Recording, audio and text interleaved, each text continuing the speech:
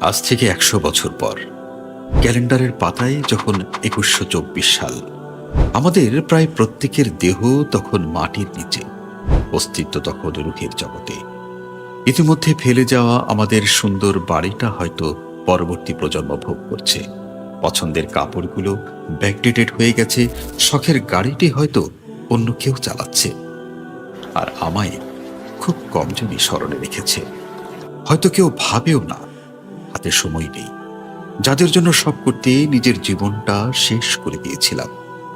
আচ্ছা, বাস্তবতার এই জীবনে আপনি আপনার দাদার দাদাকে কতবার স্মরণ করেন? আপনার দাদির দাদির কথা কখনো কি আপনার মনে পড়ে? পৃথিবীর বুকে আজকের এই বেঁচে থাকা, এত হইচই, এত মায়াকান্না, এত দুর্নীতি, এত ক্ষমতার লোভ এভাবেই চলছে। গত হওয়া অসংখ্য প্রজন্মকে টপকে আমরা এই জীবন লাভ করেছি।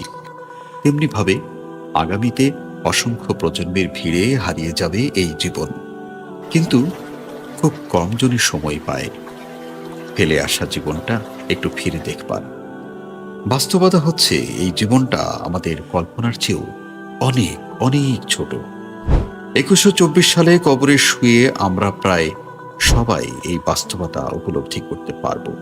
সত্যি দুনিয়াটা কতই না তুচ্ছ ছিল, একে ঘিরে দেখা স্বপ্নগুলো কতই না নগণ্য ছিল। তাই সময় থাকতে সাবধান, নিজের জন্য নিজেই কিছু করে যান। আপনার মৃত্যুর পর আপনার জন্য অন্যেরা কিছু করবে সেই আশা বাদ দিন।